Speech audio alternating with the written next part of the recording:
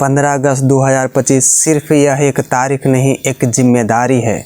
नमस्कार दोस्तों, मैं मास्टरमाइंड आप लोग का स्वागत करता हूं इस वीडियो में।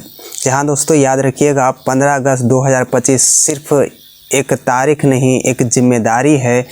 आज एक बार फिर से तिरंगे के साए में खड़े हैं। हवा में लहराता हुआ वो तिरंगा हमें सिर्फ हमारी आज़ादी नहीं बल्कि उन लाखों बलिदानों का स्मरण कराता है जिन्होंने अपनी सांसें इस मिट्टी के नाम कर दी।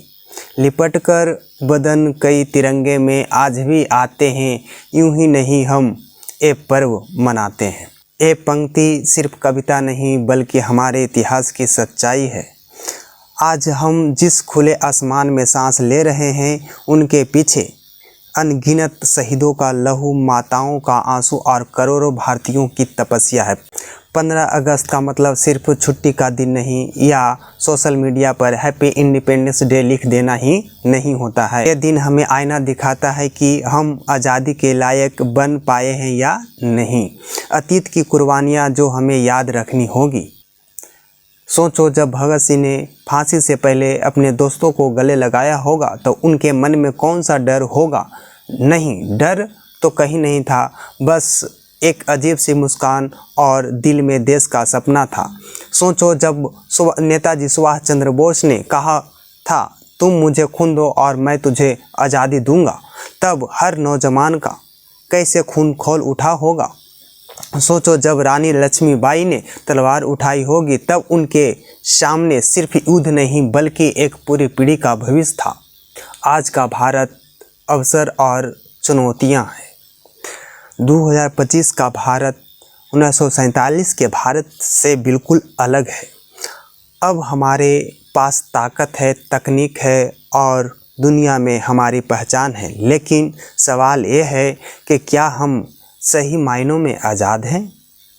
क्या हम भ्रष्टाचार, नफरत, आलस और अज्ञानता से आज़ादी हो पाए हैं?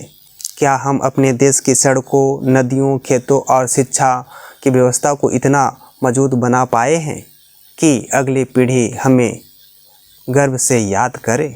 सच कहूँ तो आज़ादी एक दिन की नहीं, हर दिन की लड़ाई है। आज हमारा दुश्मन कोई बाहरी ताकत नहीं बल्कि हमारी सोच की सीमाएं हैं। तिरंगे की असली कसम, तिरंगे को सलामी देना आसान है पर तिरंगे की इज्जत निभाना मुश्किल है। अगर हम सच में देश प्रेमी हैं तो हमें 3 कस्में खानी होगी। पहला, ईमानदारी की कसम, अपने काम में, अपने शब्दों में और अपने वादों में। दूसरा है एकता की कसम, जात, धर्म, भाषा के नाम पर कभी बंटेंगे नहीं। तीसरा है कर्तव्य की कसम, चाहे कोई देखे या न देखे हम अपना कर्तव्य निभाएंगे। 2025 में हमें क्या सीखना चाहिए दोस्तों? तो बताना चाहता हूं मैं कि देश प्रेम सिर्फ शब्दों में नहीं, कर्मों में दिखता है। सोशल मीडिया की पोस्ट से ज़्यादा ज़रूरी है ज़मीन पर बदलाव लाना। शहीदों के नाम पर राजनीति नहीं, प्रेरणा लेनी चाहिए। हर नागरिक एक सैनिक है अगर वो अपने कर्तव्य पर डटा रहे।